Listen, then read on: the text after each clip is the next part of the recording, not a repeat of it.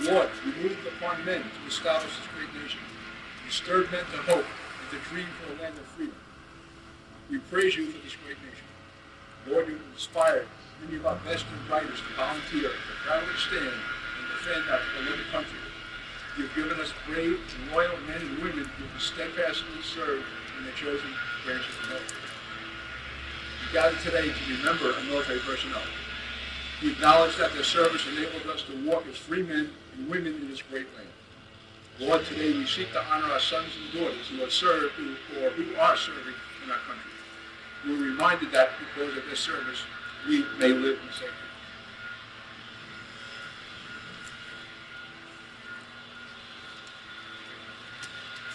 We ask that you abundantly bless those who have previously served. May their service time be rewarded in every way. May they gain earthly and heavenly blessings from their unselfish love of country. Lord, we stop now and remember those who are currently serving.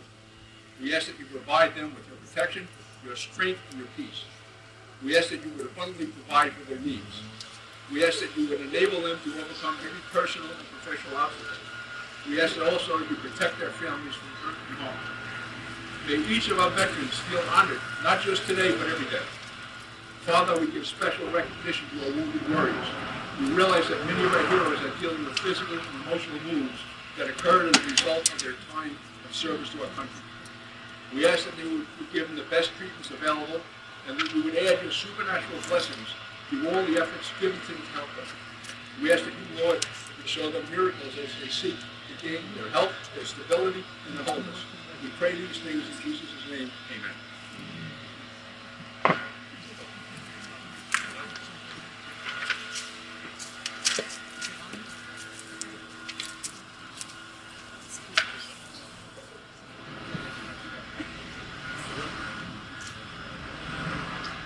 I'm going to read a prayer that was written by one of the soldiers in the trenches.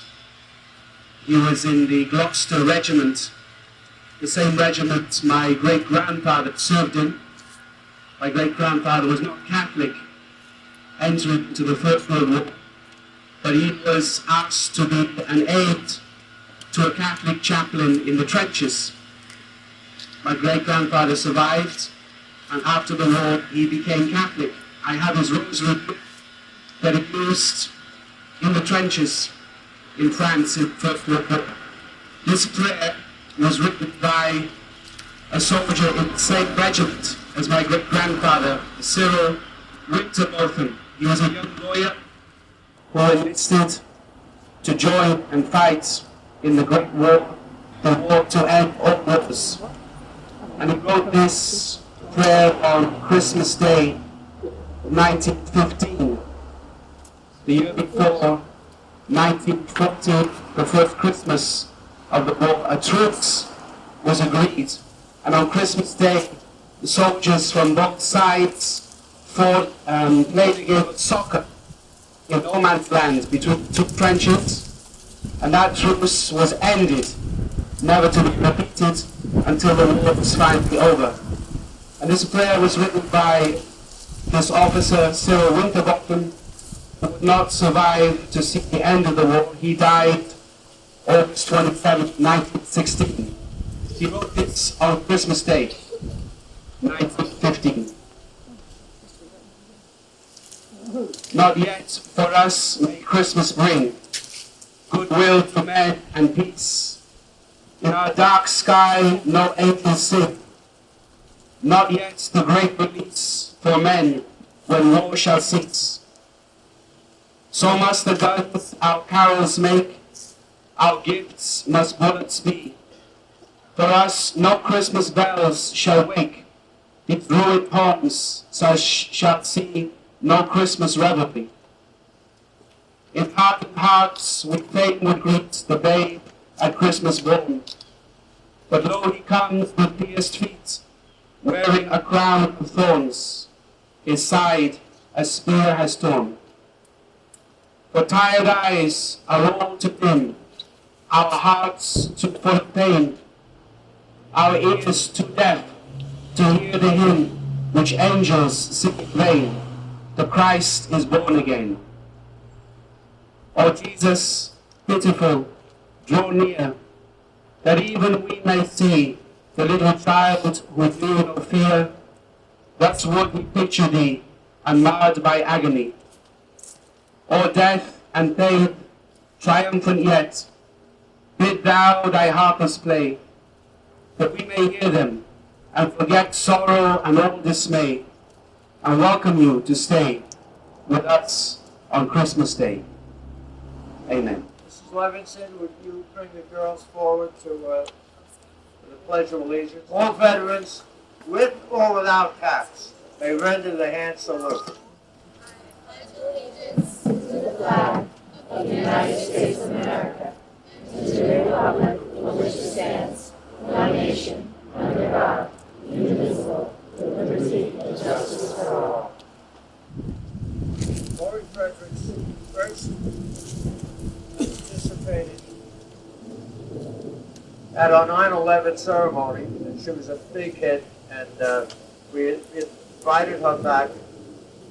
She's related. She's the wife of our PKRG, Mr. Frederick's wife, and she has a rich background. She's been all over the country and in Europe, and she's going to perform. And you're really going to appreciate the quality and talent that this young lady has.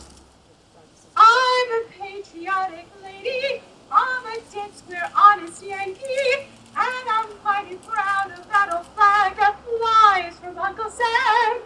Though I don't believe in raining, every time I see it waving, there's a chill runs up my back that makes me glad of what I am.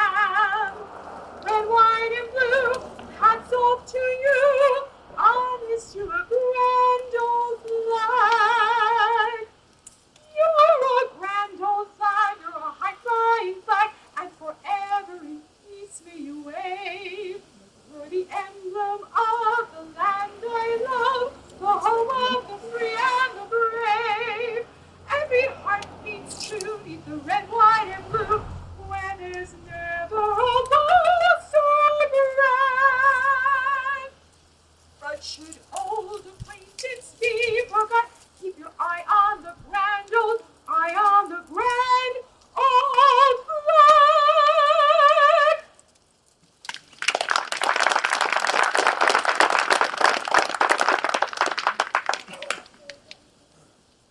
Why are we here today? Today marks the 100th anniversary of the end of the Great War, now known as World War I. Up until that time, it was the bloodiest war ever conducted by mankind. In 4 years and 4 months of slaughter, mostly on the Western Front, Belgium and France, but in other parts of the world, 10 million, as the historians said, 10 million men, a generation, died in the trenches, on the land and in the air, to end the wars that President Wilson had predicted, that war would be the end of all wars. Well, that unfortunately never took place. Another 18 million were wounded, and we had about 3 million civilians who died from various reasons. None of us were there at that time. I'm sure none of us were here. We joke about it, but the last American soldier who died was Mr. Buckle about 8 years ago. He was 110 years old. Now, what did America contribute? She was a nascent power coming to the forefront. We declared war in April of 1917. Today, 16 months later, the armistice was signed. We lost in totality of troops. We lost 103,000 men, 53,000 in combat, 50,000 from the Spanish flu, which was a misnomer because the Spanish flu, which killed another 8 million people throughout the world, started in a army camp, a training base in Kansas. We also had 115,000 young Americans who were wounded. Park Ridge, at that time, only had several thousand residents, but 56 went off to the war, and 5 gave their lives. 1 from sickness and 4 from being killed in action. This is a quintessential day in the history of our country and this area. Now next year, coincidentally, we will be observing the 100th anniversary of the founding of the post, 153. At that time, it was known as the Pascack Valley Memorial Post, 153. 50 years later, it was changed to the present name in honor of Corporal Jedh, who was awarded the Medal of Honor after being killed in action in Vietnam in 1967. So we want to thank you for being here today, the young people, because when we're gone, we hope that the young people here today, that their parents and teachers will inculcate into them the necessity to remember what the servicemen and women have done. There's nothing in the world that we can ever repay these men and women who have served from the Revolutionary War up to the present war on terror. And we have a fine group of men and women serving presently in the armed forces. And as I said, we can never repay them for what they have done. Okay. There's a gentleman here, he's been a member of our post for a number of years, Kazuo Yamaguchi. He lives in Montville. He celebrates this year his 94th birthday. Now, why do I mention him specifically?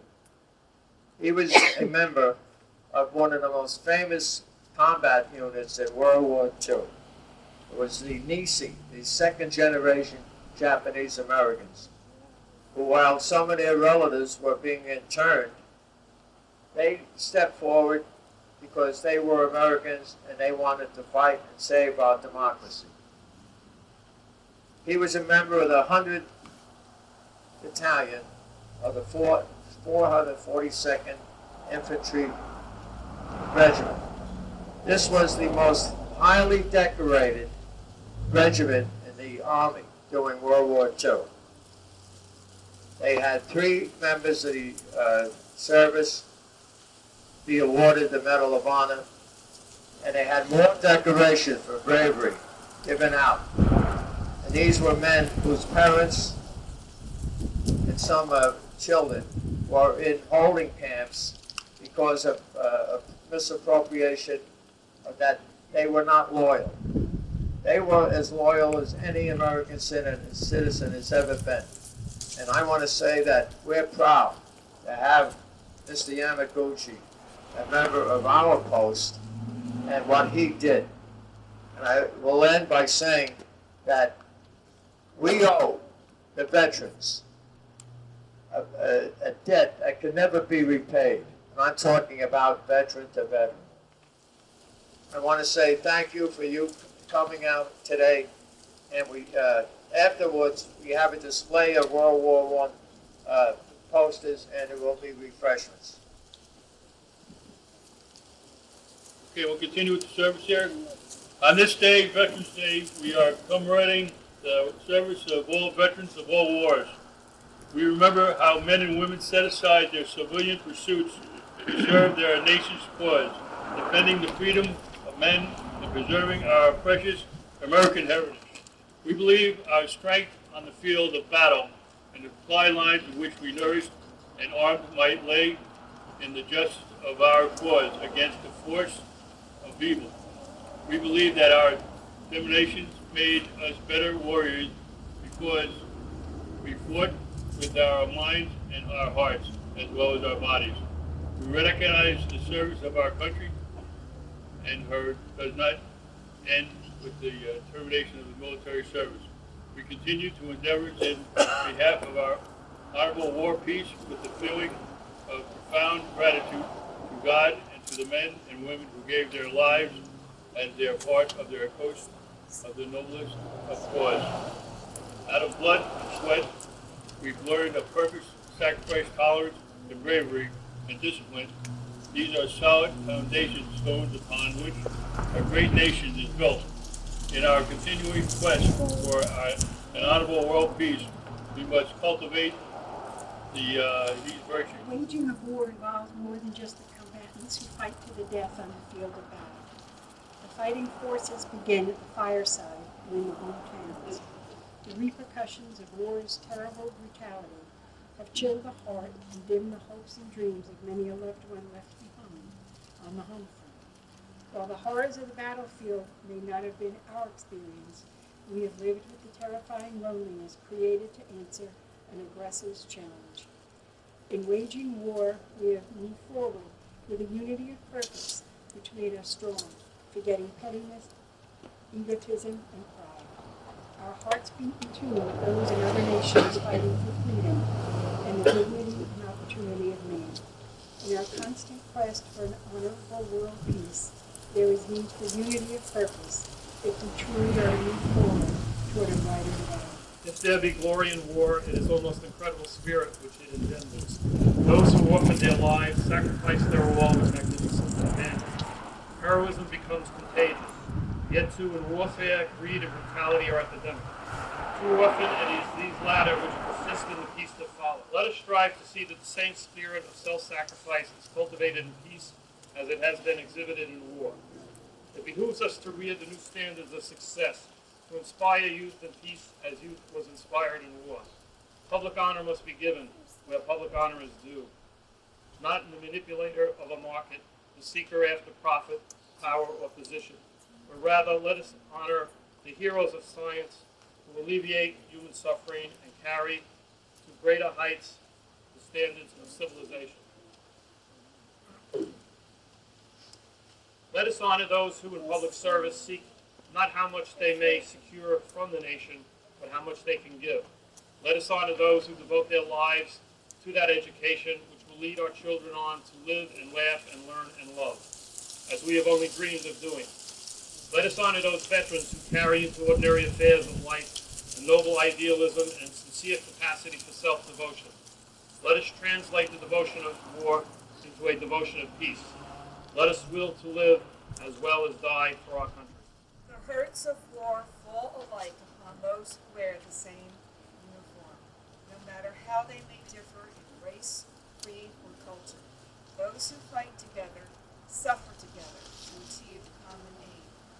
In the similarity of battle dress, there is a common denominator, a common purpose, the sharing of danger and suffering, which brings in time of war a tolerance which adds strength to the cause.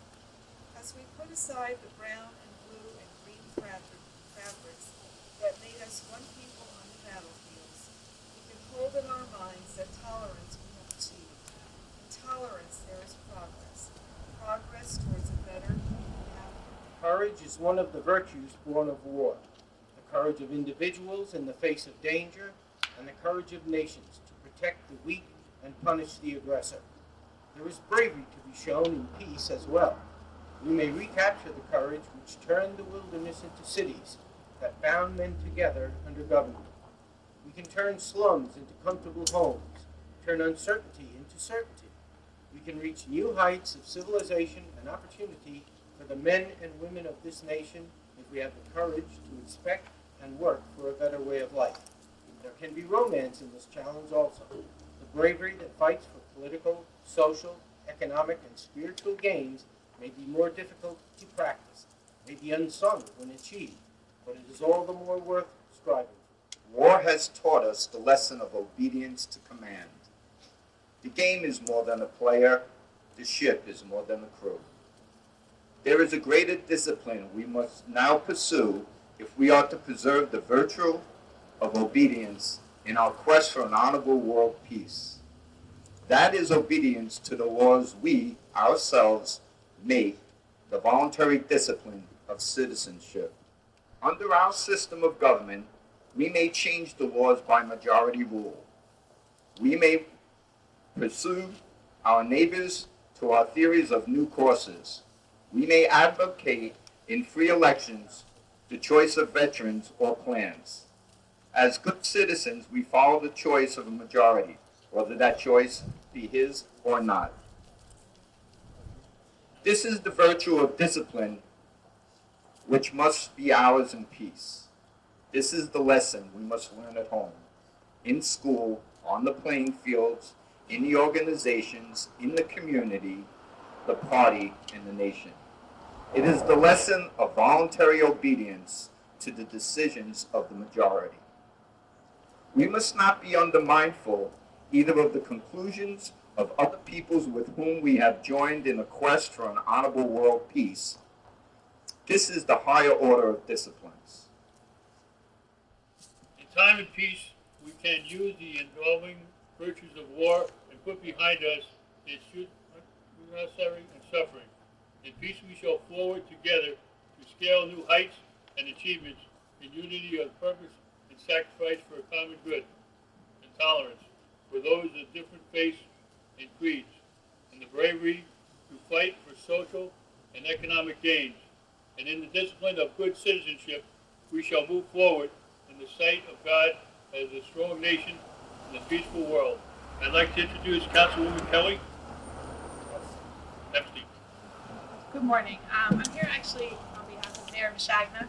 He sends his apologies for not being able to make it today. He had a family commitment and wasn't able to get out of it. So I am here today to say a few words to echo a lot of the sentiments that have already been said today.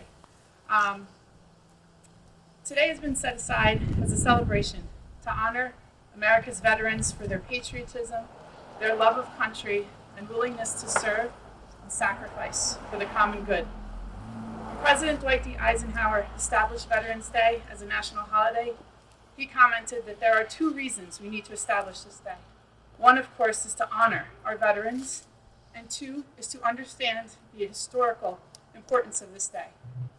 Personally, as a history teacher, I can speak well to the latter. If you would allow me a moment, I'd like to provide a little bit of history. Exactly 100 years ago today, November 11th at 11 a.m., an armistice was signed to end what they called the Great War. It was supposed to be the war to end all wars. And exactly 1 year after it was signed, we commemorated this day as Armistice Day. In 1938, it was officially recognized as Armistice Day. For many years, it continued to serve that purpose until we quickly realized that the Great War was in fact not the war to end all wars. It was instead a war that would only be the beginning of international conflicts that still continue to this day. The need to change this day from a commemoration of one particular event became one to commemorate all those who served in the United States Armed Forces as wars continued to be fought. After the U.S. mobilized for World War II and sent an even larger amount of troops into conflict, followed by the Korean conflict, there was a larger demand to make this day about veterans of all wars. And in 1954, President Eisenhower changed the word armistice to veteran, and it has been established as a national holiday in some form ever since. While I know that many of us honor our troops every day and thank them for our service, this day especially reminds us of what our troops have committed themselves to. They have made the commitment to give their life, the ultimate sacrifice if necessary, so that you and I can be in a free country. I am humbled by their service and thank every one of those that served and have served for this great nation.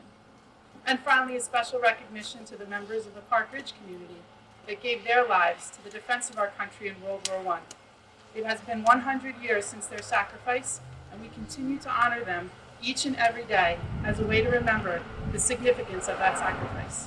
This day was created for them and for all those that have followed after. I want to thank you to the American Legion for hosting this event today, and thank you for inviting the Mayor and Councilors. Thank you, Councilwoman. We have another representative from the town.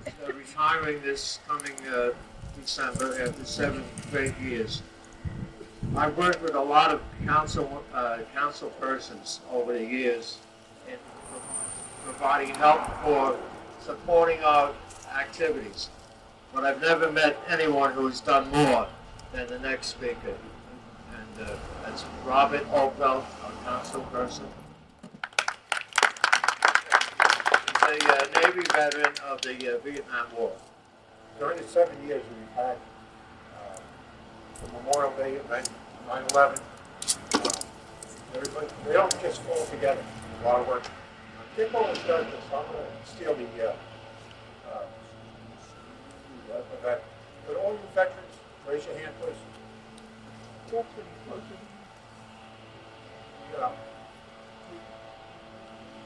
Yeah. Two of my brothers were veterans. One of World War II, and one in Korea. And, I was a Navy vet. Never saw combat. I was very lucky. I spent 2 years on a destroyer up and down the East Coast, shooting guns, unfortunately not at anybody. So I thank the Legion for their support over the years that I was a councilman, and I wish you much success.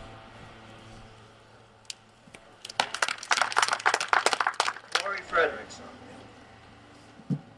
Oh, beautiful for spacious skies, for amber waves of grain, for purple mountain majesties above the fruited plain. America, America, God shed His grace on thee, and crown thy good with brotherhood from sea to shining sea.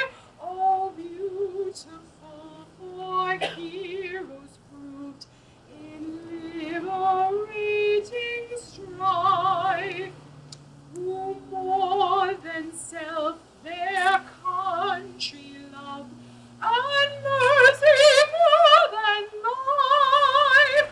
America, America, God shed His grace on thee, and crown thy God with brotherhood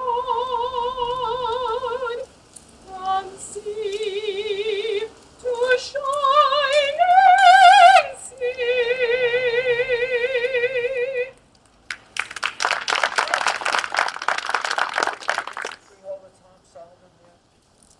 So from the county, I just want to say to all the veterans, thank you for what you do. We recognize veterans in the county. We've made it easier for veterans to utilize veteran services at Bergen Regional with the new Newbridge Medical Center.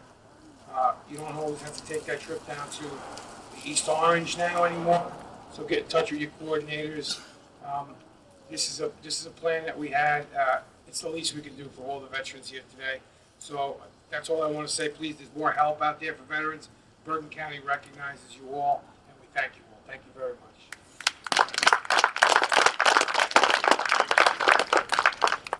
Right now, I'm going to read the Park Ridge young men who died in World War I.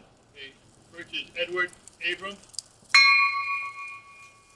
Martin Castellani, Lester McGinnis, Frederick Weisner, and Charles Stalter. This time, our second Vice Commander, Tom Drew, will place a gold-tipped flag on in honor of each of these 5 men. Okay, the auxiliary now is going to place a wreath. The wreaths were done by Ann Whitney. Does a great job every year. Margie. Sorry. Margie Bear does them every year. Next, we're going to have the SAL bring a flag up by Doug.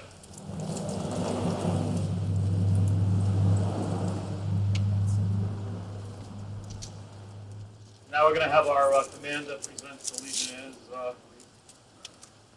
presented by Joe Collins.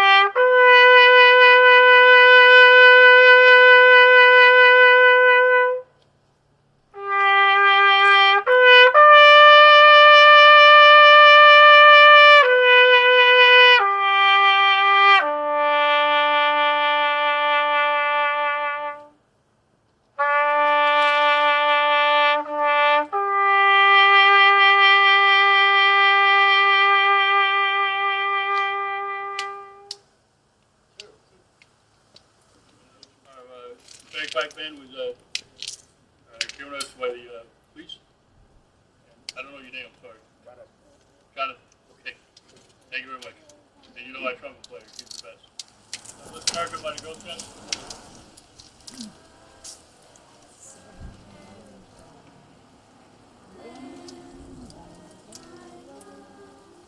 Stand beside her and guide her through the night with the light from above. From the mountains to the prairies to the oceans, white with foam. God bless America, my home, sweet home. God bless America, my home, sweet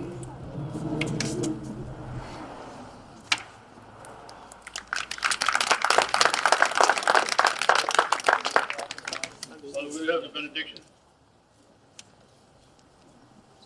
For a prayer for benediction, I'd like to read a prayer that was read in all the churches on the first Sunday after the armistice, November 11th, 1918. That day was a Monday, November 11th. And the next Sunday, November 17th, this prayer was read in all churches. We give thee thanks, O Lord, Father Almighty, eternal God, for all those thy servants who waxed valiant in fight and wrought righteousness, and counting not their life dear unto themselves, laid it down for their friends. We pray thee that, having fought a good fight and finished their course with joy, they may rejoice evermore with all them that have come out of the great tribulation, and having washed their robes and made them white in the blood of the Lamb, stand before your throne and serve thee day and night forever. Remember, O Lord, what thou hast wrought in us, and not what we deserve. And as thou hast called us to thy service, make us worthy of our calling. Through Christ our Lord. Amen. And right now we're going to retire the colors. Attention. And salute.